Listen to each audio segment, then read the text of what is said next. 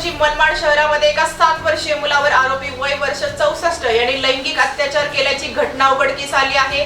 POCSO आणि atrocity अंतर्गत गुन्हा दाखल असून पुढील तपास नाशिक जिल्हा ग्रामीणचे जिल्हा पोलीस उपअधिकारी बाजीराव महाजन करत आहे। या घटनेने मनमाड शहर हादरलं असून स्थानिक नागरिकांमध्ये एक भीतीचं वातावरण निर्माण झालं आहे। कुठल्याही प्रकारचा कायदा सुव्यवस्थेचा प्रश्न निर्माण होऊ नये म्हणून स्थानिक पातळीवर पोलीस प्रशासन कडी नजर ठेवून आहे। आपल्याकडे काय गुन्हा दाखल झाला आहे आणि त्याची पार्श्वभूमी काय? मनमाड पोलीस स्टेशनला 938/25 असा गुन्हा रजिस्टर नंबर आहे। त्याच्यामध्ये ॲट्रॉसिटी कायदा आणि पोक्सो अशी कलमं लागलेली आहे।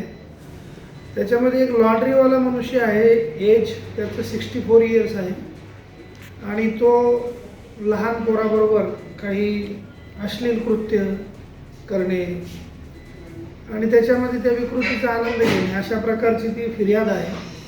त्या फिर्यादीवरून आम्ही गुन्हा दाखल केला, घटनास्थळाला भेट दिली, त्याचा पंचनामा झालेला आहे। फॉरेन्सिकची टीम तिथं आलेली आहे, त्यांनी त्यांचे पुरावे वगैरे गोळा केलेले आहे। याच्यामध्ये आरोपीला तात्काळ अटक करण्यात आलेली आहे। कुठलाही कायदा सुव्यवस्थेचा प्रश्न निर्माण होणार नाही याची काळजी घेतलेली आहे आणि आता या आरोपीला कोर्टासमोर पेश करण्यात येईल आणि पुढील तपास करण्यात येईल। आता गावामध्ये शांतता आहे, कुठल्याही प्रकारचं समाजात तेढ किंवा वैमनस्य निर्माण होणार नाही याची पोलिसांनी पुरेपूर काळजी घेतलेली आहे। त्या भागामध्ये गस्त वाढवण्यात आलेली आहे।